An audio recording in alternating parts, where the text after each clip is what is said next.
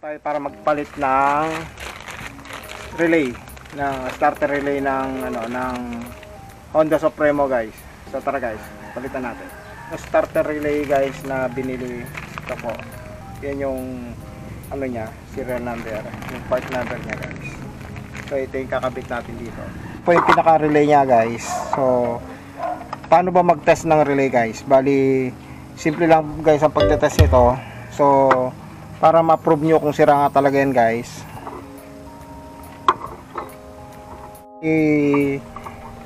madali lang i-test to guys kung may problema yung relay mo. So bali ang gagawin mo dyan, i-on mo lang yung susian guys. Yan, i-on mo lang susian. Tapos pag na-on na yung susian guys, ang gagawin mo dyan, naka-neutral, bali start mo siya. So ayaw guys, yan, so ayaw. Kapag ganito na ayaw guys, para ma-prove mo kung gagana siya guys, so i-check mo itong itong kumuha ka ng bakal guys o kaya screwdriver. Pag dikitin mo lang yung dalawa na yan sa ibabaw, yun guys, sumandar. So ibig sabihin hindi nagpa-function hindi nagpa-function si relay guys. Ngayon meron pa isang paraan guys para malaman kung hindi naman sira yung switch mo. So bali ang kukunin natin guys, ito tong wiring ng relay, yung supply mismo guys. Ito siya.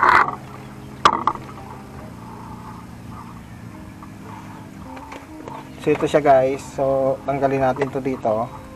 Yan, yung supply nito, para malaman naman kung buo yung switch nyo sa susian. So hugutin nyo lang ito guys, hugutin nyo yan. Tapos itetest nyo yung yellow wire guys, itong yellow. So kailangan meron kang test light guys na ilagay mo sa negative. Yan, tapos kailangan ito, pag switch on mo doon, naiilaw yan guys. Ilaw dapat to. Susi mo nga boy. Bali pag pinindot yung switch, sige, pindutin mo nga boy. Yan, so meron. Ibig sabihin, relay ang problema guys, ng starter relay ang problema natin dito. Tanggalin lang ito guys. Dali lang magpalit yan guys.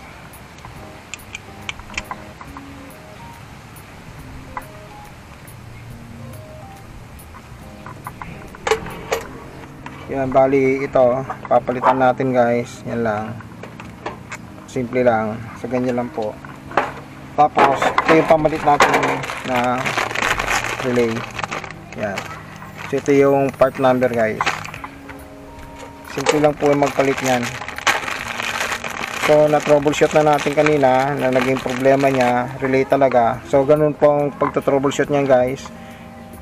Mo lang dito, pag kunikin mo lang, kuha ka lang ng llabe, pag dikitin mo lang na gano'n, makikita mo na kung under. Pag hindi, so dito yan, check nyo yung switch, linya ng switch guys. So yun, so ito ipapalit natin guys, genuine to. So ito lang problema to, kahit magkabaliktad dito yan or doon, so walang problema yan.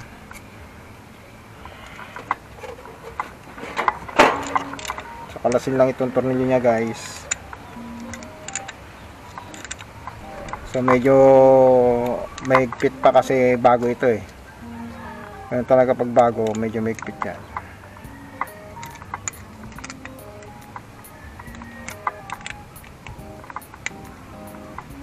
So yan, ganyan pagpapalit ng starter relay guys ng Supremo. So kahit anong motor guys, pag nag-check kayo, yan din ang ganyan din pag-check ngayon guys.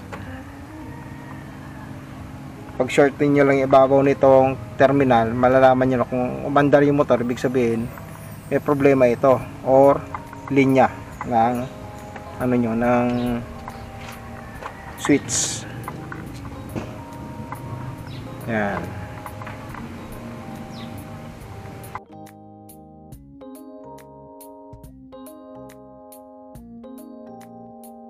Ito kasi yung galing sa baterya guys, kaya under talaga yan.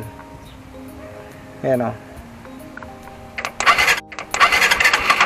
Under talaga yan.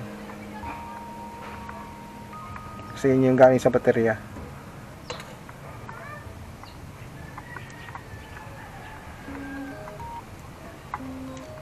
Baliktad. Balitig dalawa lang siya, kuya. Flat washer muna, tapos lock washer bago tornilyo. Yan. Ito sila alim na.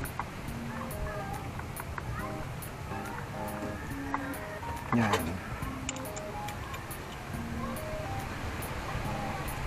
Ito, pag pinagdikit mo talaga yung under yan kasi diretso sa battery yan eh. Nakabang na sa battery yan eh. Yan, so nakikita niyo yung connection niya guys, oh. Ito yun, oh, positive ng baterya papunta naman sa stator, starter motor. Kaya under talaga kagad yan pag pinagdikit mo yung kable na yan.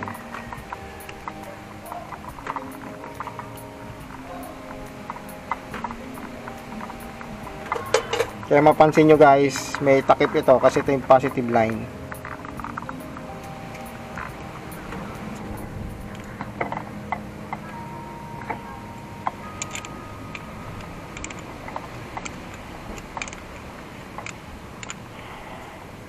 Yan. Okay. Tapos takpan na guys. Yan. Tapos balik nyo na yun doon. Balik nyo na rito sa loob. Sa lagayan niya. Yan.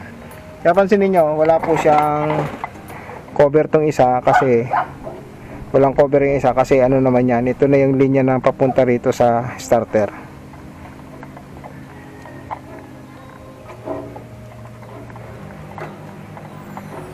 Okay. Tapos ito sasaksak nyo na yun doon. Yan, sa plug nya. Yan, ganyan lang siya. So try natin start guys. Yan.